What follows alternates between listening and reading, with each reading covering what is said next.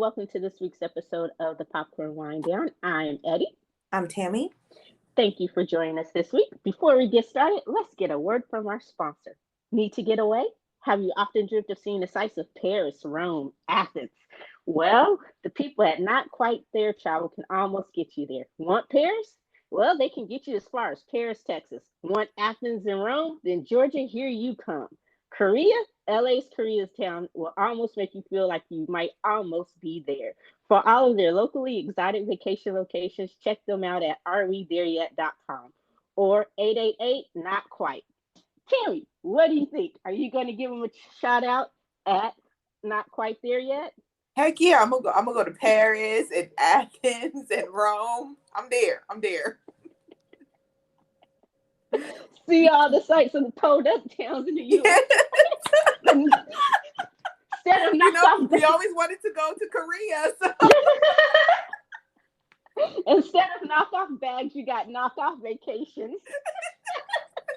That should be on their ad. Oh gosh. Our sponsors, way to go. Well, this week we tackle, speaking of Paris, Netflix's The Takedown, about two mixed match cops starring Lupin's Omar Sy and Lauren Lafitte. I have no idea what he's in. He's a French actor, though, who used to be partners and are forced to reteam to work a murder case, which leads them into a bigger conspiracy in a divided French town. So, what did you think, Tammy, of The Takedown? Did it make the case, or should it be taken down for the count? I feel like it was almost there, and then it was a flop. If that makes any sense. Like, it had promise, and then, because it was like a 2-hour movie. So it had promise, and then all of a sudden it just kaput. That makes any sense.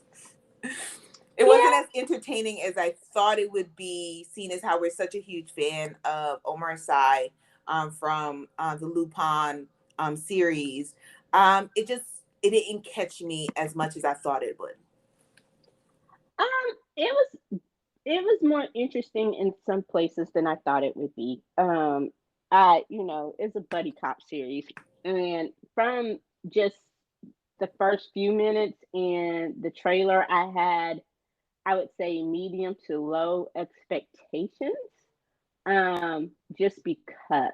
But I think some of the subject matter, it kind of surprised me, dealing with the racism. It was interesting to see it, I think, from a different perspective, because sometimes, as Americans, we tend to think we can be a bit narcissistic in our own problems. No, really? Really, I know. I hate seeing as Americans, yeah.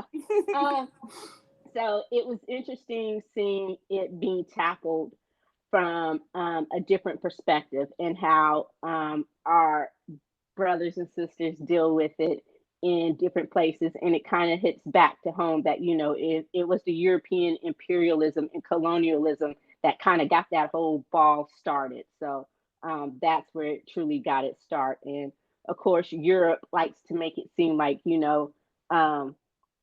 that it is truly, racism is truly an American problem, kind of like our gun problem. But, excuse me, still have a slight cough. But, they also like to leave out the fact that the reason why they dropped the whole slavery ball or the whole slavery game is because instead of taking the slaves out of Africa, they just went and divided and tried to conquer Africa for themselves. So, a lot of that kind of gets lost in translation and history and all of that. So, it was just interesting seeing it from that perspective. And I like that it's starting to be addressed and dealt with a lot more. So I thought that was very bold and brave of them. So I did like that aspect of it, the realism. And I liked Omar Sy's character. I did. I thought the two guys had good chemistry, So what about you? You had a more positive view of the movie than I did. There was nothing you liked. It, like I said, in the beginning, it had promise. I'll agree with you on the aspects of racism within the French um, community. Definitely was interesting to see because, yes, as Americans, we like to think that we own all of the isms of the world when we do not. Every country has to deal with it themselves. Um, but like overall, no, like I thought it was very fake in the chemistry that they had. I wasn't sold on the chemistry between the two main characters that was there. So yeah, it wasn't that great to me. I liked. I did like their chemistry. I understood it from the contentious aspect of what their relationship was supposed to be, and their history. Um, I actually liked March's character, um, just because he was such an idiot and he was almost like a caricature or a stereotype of that privileged white rich male who was spoiled and got everything handed to him in life and who never had to take anything too seriously. Um, and that part kind of hit home where he blamed his failures or his ineptitude, or his lack of progress in his career on everyone but himself, on his own narcissism, his own entitlement, his own spoil. Like he took the captain's exam 4 times, and I'm like, did you even want study for this test? But then he thought about, oh, if everyone else can do it, how hard could it be for me to do it? So the way they played his character or create the character was so over the top, but you understood it. Him sleeping with that woman in his parents' bed. I'm like, really, dude? That's just gross. He changed the sheets. you know. But it was just like, okay. And I love the scene when they were at the morgue in the little town with the half of the dead body. Oh yeah, and Osman, like he could not handle that body being cut in half. Like he was disgusted, like looking like he wanted to vomit every time. Yeah, and then he was just playing with the penis, like, oh, well, addicts, they find different places to, shoot themselves up to hide it. But then when they were out examining on the side of the road, I said the same thing. I'm like, please tell me that's not the same coffee stir from the morgue. Yeah, when he spit it out, I was just like, he must have forgot. He Yeah, must I'm have like, forgot he touched the dead man's dick with it. because I was just like, the whole time I'm like, please tell me that's a different coffee stir. And then when he said it, I'm like, oh God, it wasn't. So it was just little things like that that I kind of hung on, that I kind of clinged on to. I like the scene with the mom where they were interviewing the mom, or they were actually, I guess, supposed to be making notification that her son had died, and then like their whole competition was to see who could comfort the mom, and I'm just like, oh wow. So it was, there were parts of it that I found kind of funny, like mom demanding or trying to insist that he sleep naked. And kept trying to take off his underwear. I like Yes. the end scene where like they're in the bed, the lights are turned off, and he slowly's trying to slip it. I'm like, I'm sure he can feel you moving. He was like, put your underwear on. On. And he was like, and put him back on. I was just like, dude, he's not gonna sleep in the bed with you naked. Yeah, and it's like it has nothing to do with his comfort, because most grown men who are just so particular about that, they wouldn't even be sleeping in the same bed with another grown man. Okay, especially one that they barely liked and who wasn't a brother.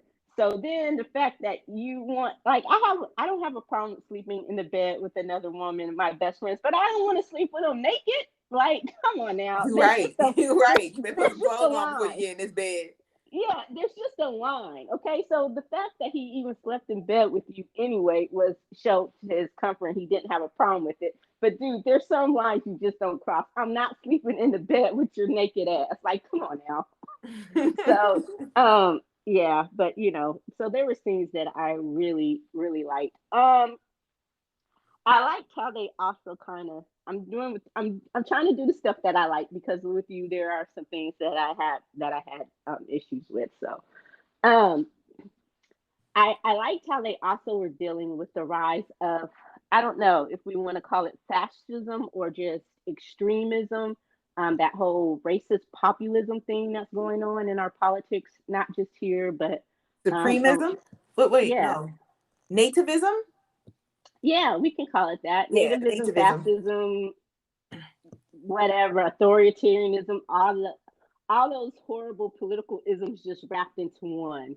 Um, that I guess we kind of, it's always been underneath the surface. Let's not pretend like it wasn't there. But I guess people around the world are following our lead after we elected that supreme idiot in 2016. You've seen a rise of them across um, run for offices across the world. And so I like how they're also addressing that. Because Macron just beat his own, right? Like Yeah, that woman that was like Trump. yeah, Lupin. And this is the second time he's beat her. This time it was more clear cut. I think the last time was It was 2 years. It was real close. Yeah, the last time 2 years ago she ran, it was closer. And so this time it was a more decisive victory for him. But yeah, she was batshit crazy. I don't know much about French politics, obviously, but I knew that would have been very, very bad for France and the rest of the world because she probably would have done what Trump tried to do and withdraw France from NATO and extend support for Russia in this whole Ukrainian thing. So yeah, in the real world that was bad, but so it's nice to see them deal with that. And my whole thing, it kind of goes back to, are they dealing with it because it's Netflix and Netflix doesn't necessarily have to follow the same rules as a French studio would, or so it kind of had me thinking, wow, are they really, how are they really addressing these issues in France, or is it just because this is a Netflix film and the writers they knew that they could get it on Netflix? Does that make sense? Yeah, I would say that um based on the fact of like, yeah, Europe is going through their own issues with fascism and nativism.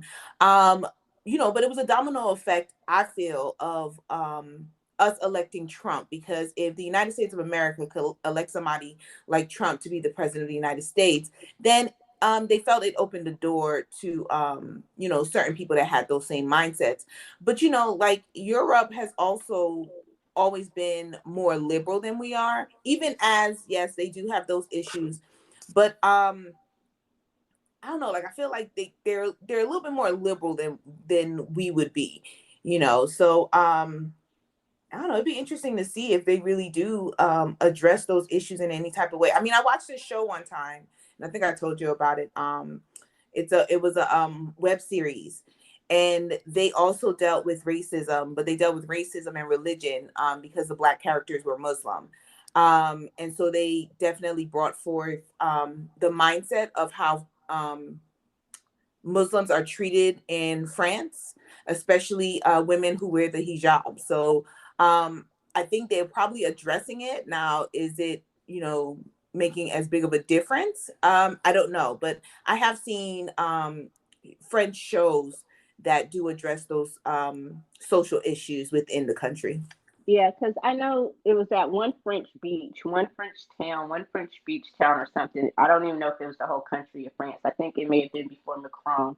But they outlawed women wearing the full burqa, I believe it's Mhm. called, the full Yeah. body on the beach. And I'm like, really, dude? So I don't. I want to say I think they've repealed it, but I know in France that especially when it comes to Islam, they have some. But Because it's yeah. against the law for them for girls. It's against the law for girls to wear hijabs in school. They can wear them outside, but once they step into their school building, they have to take their scarves off their heads. Wow. So it's just it's crazy. But one of the other things I did like, I kind of like the red herring of the cop, the female cop. What was her name? Amanda, something like that. Um, being Alice. Alice. See, Yeah. I knew it started with an A. um, of her being involved, because in the beginning when they first meet her and she was like, she kind of deadpanned, oh, but he's a patriot, and so it kind of gives you like, oh, okay, it kind of gives you a vibe, but then she plays it off, and then after that she plays it off really well, and then Especially seeing as how she kind of connected with Usman. Usman, yeah, and then Munch was like, I have a bad vibe about her. Like, I don't like her. And then because Munch is an idiot, and basically he leads with his dick, and if they're not attracted to him, then he's like, okay, whatever. Uh, so I like the red herring. I thought they did a really good job of playing that off, kind of giving you that suspicion, but then brushing it off. Mm-hmm. Because from there you don't suspect her anymore. It's always the chief, or the chief, and the mayor. You knew were the big bads from the beginning. So I give them kudos on that. They did a good job with that. Um, but yeah, Interesting. it was interesting. It was funny in parts. It was funny where it needed to It be, was.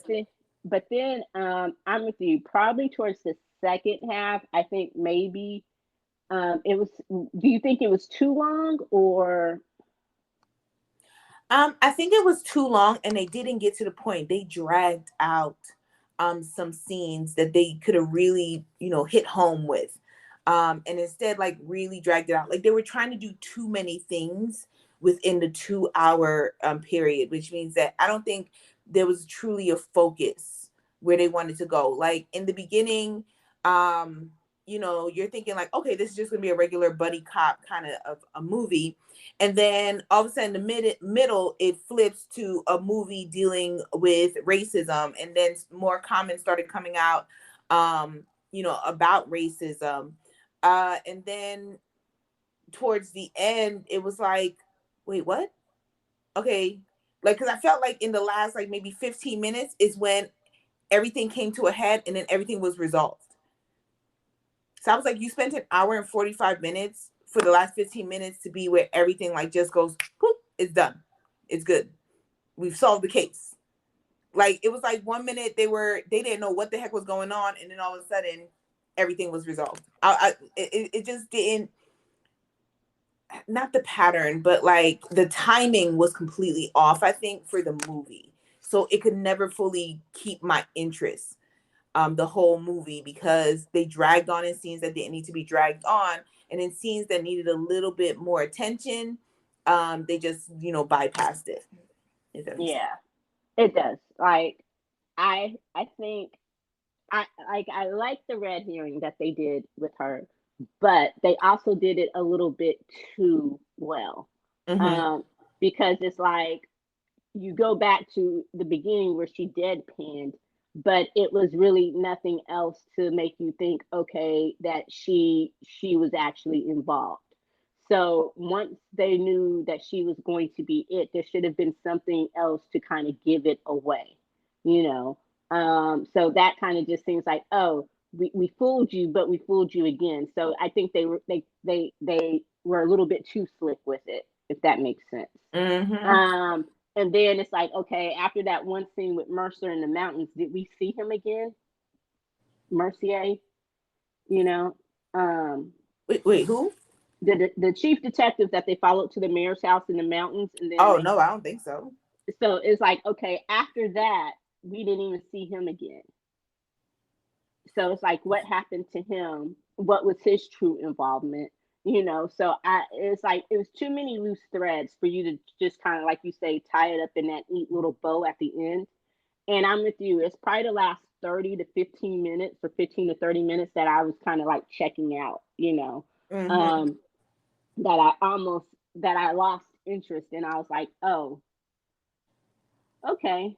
And so when it was over, it felt anticlimactic. Like everything that they had trying to been built, that they had been trying to build up to, and everything that I thought I had liked, I was like, okay, you know, like, and going back to something that was kind of totally irrelevant, like, what was the purpose of the scene with his son? Like, she mentioned he was a dad, and I get that, but what was the purpose with him walking in on his son? None. Like it had no connection whatsoever, I guess, except to like confirm that he had a kid and he was raising a kid by himself. But like even like the conversation played no role in the movie or in the storyline of the movie. Like it was just a throw in scene that made no Yeah, connection. like if that was the case, then they could have gone back to Paris and taken his son or something. But it like, okay, we get that you're dad. They mentioned that. We get that you're a single father. We get that. But that whole scene was a complete waste. You know, the scene with his parents, like, it made more sense because that's where he discovered the with Monsh's parents. It made more sense because that's where they discovered the body on the train. You know, And so also it shows the power that, his dad and his mom had. yeah. Um, so I got that. I understood that. Like, and like you say, the power that they had, because when Usman found out he was assigned to his case, and he's like, "What are you doing here? We don't even work in the same unit, and I outrank you. So why are you here?" And then he looked out and he thought about who he's dealing with, and he goes, "Oh, you went to your dad." And he's like, "Actually, I went to my mom, and she made a call."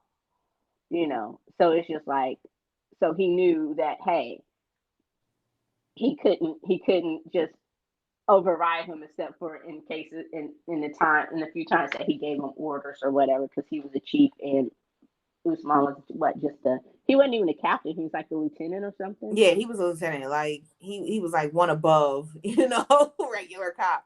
I think like another thing is I don't feel that at the end of this whole thing that they would end up actually partnering up.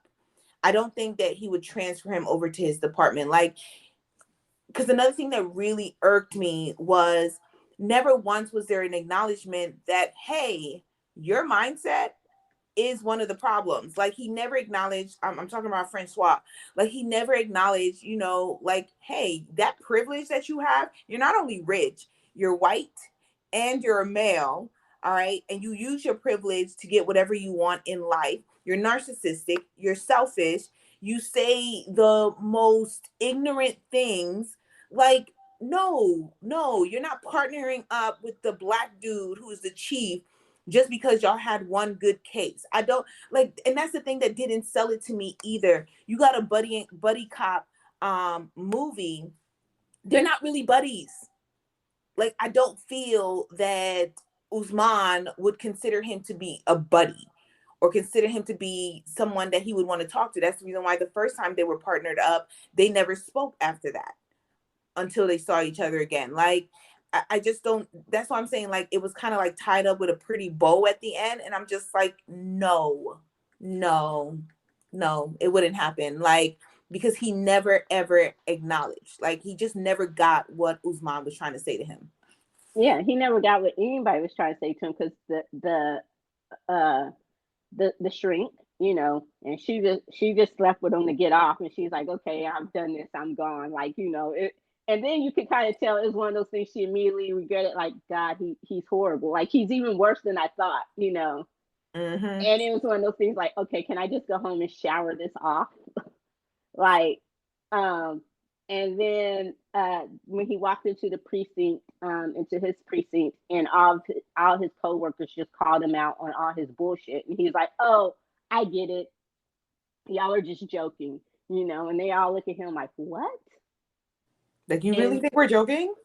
um, and so then when he was saying to Usman, like, "Oh, it's hard being a rich, privileged white guy," like, he acknowledged it, but he was like, "It's hard because of affirmative action." And it's like, okay, so, and that's one of the things I didn't get. It's like, what triggered you at the end? Because it's like, you agree with everything this guy is about. Like, you've said as much yourself. So what So made you now, kind of like go to the other side? yeah. So what is it? Because he was talking about someone you considered a friend or a coworker? Like, because technically you agree with everything he said. Mm-hmm.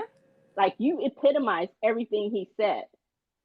So you would be that sympathetic vote that he's going to, because you know, he, like, Munch didn't think it was his, like I said before, his own incompetence or his own ineptitude as to why he was stuck in his career, knowing that he could probably just go to his mom and dad, and but I guess that was the quote unquote one thing he wanted to do on his own, besides the fact that he still lived with his extremely rich parents, and when they went out of town like a fucking teenager, he would go fuck in their bed. That I was like, really, dude? You don't see the problem with this? Not at all. He changes the sheets. I told you. I'm like, that is some 15, 16-year-old high school boy. That shit you did in high school.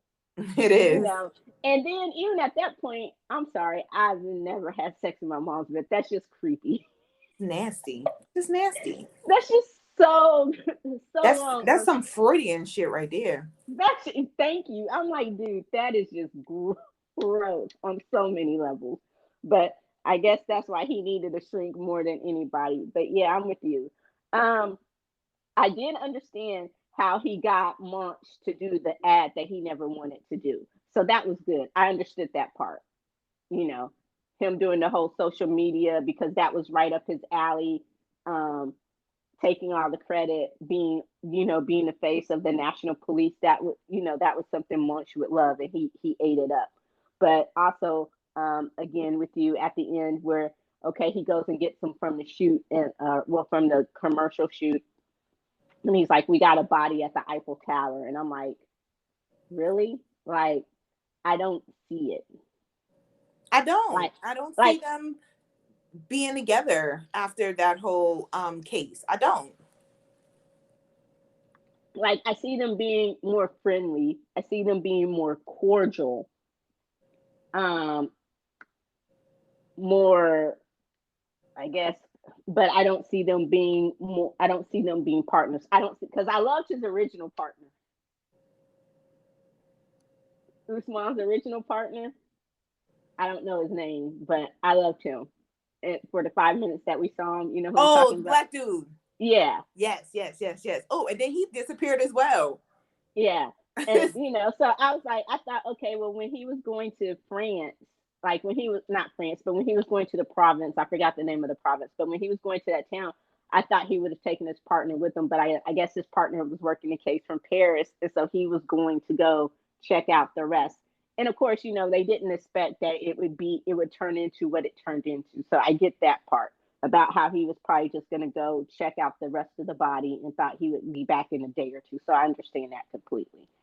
But yeah, his partner like just kind of disappeared. So there were some big plot holes that I don't think they did a great job of filling. Um, I there were parts that I thought were interesting. There were parts that I thought were funny. And like you said, the first half or so, um, it did a great job of being a buddy cop movie. You kind of got it. It wasn't the French version of Bad Boys by any means. Definitely not. I got their chemistry. I just think that usually when you have a character like Munch, they have to do more growth. Like there would have been a point in that movie where he had growth, where it dawned on him. The only, and I guess the point where we were supposed to see his turning point was when he punched the mayor. But to me, it's like, oh, the, he punched him because he was talking about the one good black, or the one black person that he knew. So, you know, it's that, oh, I have one black friend because I know you personally. I'm going to set aside my rest of my stereotypes and say they don't apply to you. Does that make sense? Mm-hmm. Rather than having that whole epiphany, you punched him because he was talking about your one black friend. So you can say, I'm not a racist, you know. I got black Uh, friends. yeah. Or you can say, look, I didn't try to sleep with Alice, so I'm not a sexist, misogynistic pig. I gave, you know, I actually had a conversation with her. So I'm not that sexist, misogynistic pig. I have one, there's one female in my life besides my mom who I haven't tried to sleep with, you know? So it's like he didn't have those real growth or epiphany moments to make your character think, to make you think that his character changed enough for them to want to be as close and intimate as cop partners, you know, who spend all that time together and become like friends and family and all of that. It just, you understood why they weren't friends after their partnership ended originally. So yeah, um, it I just wasn't selling a lot. I wasn't buying a lot of what they tried to sell me with this movie. But I do love Omar Sy, and it was great seeing him in a role outside of Lupin. Um, so what about you? Would you watch a sequel? No, no, don't do a sequel. No, it was trash. It was trash at the end. I'm not gonna go that far. I would It was. see a sequel You're with so nice, Eddie. Eddie's the nice one of us, y'all. She I always I gives like everything a chance. I liked Omar Sy. I like the I whole like Omar prim Sy too. I just I didn't like the think whole this was for prim him. I like the whole premise of it. I think they could have just done it differently. So if they reworked the whole thing, yes, I would might be game for a sequel. But with the exact same characters and officers, no, I would not. I wouldn't do it. So, dare I ask, on a scale of 1 to Mulan, did you Mulan this? Yes. Oh wow. Um. So my how many popcorns am I going to give the takedown? Um, because it took me two sittings. I had to force myself to finish it finally. I was bored. I got real sleepy watching it as well. And it was so disjointed in the storyline. And like I said, it dragged everything through for the hour and 45 minutes and then rushed everything in the last 15. I'm giving it two popcorns. I wouldn't watch this again ever. I wouldn't suggest that anybody watch it. And I like Omar Sy. I'm with you. We love Lupin, but I did not think that this was the movie. Like it was just so disjointed. It did not keep my interest really. So yeah, two popcorns is what I'm going to be rating it. What about you, Eddie? I rated it a little bit higher than you did. Because I like Omar Sy. I did like a lot of I did like the way they handled certain issues, or just even that they addressed these issues. I'm going to give it 2.5 stars. I was leaning between 2.5, 2.75, but when I think about all the inconsistencies and a lot of the plot holes, I couldn't go higher than that. So um, I probably wouldn't recommend this unless you had a hard time sleeping and it was something like and it was something that you knew you were just gonna go to sleep through. But for me, I watched it in one sitting. I refused to let myself go to sleep, although I did take quite a hell of a nap after I watched it. Um, just because, like I said, the last 15 to 30 minutes um, of the movie, I was out. I was like, okay, like I didn't care. um, but I watched it because I had to watch it through to the end, and I refused to let it be one of those lifetime movies that I was going to have to go back and say watch it just because I hadn't finished it. So I'm like you, I don't think it's something that I would watch again. Not necessarily something I'd recommend. I did like seeing Omar Sy take on a role outside of Lupin. I am a huge fan, and I would watch probably anything he's in just to support him. As an actor, and it's nice to see that he's getting bigger roles. That Lupin is opening the door for a bigger career for him. So, but yeah, the takedown had a lot of issues for me. So it didn't quite live up to that. It wasn't. It turned out not to be so buddy buddy. I guess is what I'm saying. So I got you. Um, well, that does it for this week's episode of the Popcorn Line Down. Please be sure to listen, like, follow, and comment on Apple Podcasts, Google Podcasts, Spotify Podcasts, and now also available on Amazon/Audible. You can also keep up to date for the latest in entertainment and pop culture news, as well as other amazing kernels of pop culture goodness at the Popcorn Wind Down. The daily wind down will be making its full return next week, y'all. Not Woo! so yay, excited for that. Also getting the other aspects of the website fully up and running, the music and all of that, wind down radio, playlist and all. Quick pops will be making their full return as well. So getting back into the swing of it after this extended hiatus. Um, the day job kicked my ass this year, so hey. But that's it. That's the plug. Hopefully, hopefully, gonna get that my sound effect. My sound effect. Okay, still in negotiations. I see. One of us is going to end up like Amber Heard. One of us is going to end up like Johnny Depp when we take this thing to court. Technically, they both won. we'll have to save that one for the rewind. Anyway, thank you as always, and be sure to join us next week when we discuss Top Gun Maverick. I'm so excited. I'm so excited to see what you think about this movie. I'm not even going to ask if you've seen the original Top Gun. No, I'm going to go see it today, so we'll see. All right. Well, until next time, I'm Eddie. And I'm Tammy. Bye. Peace.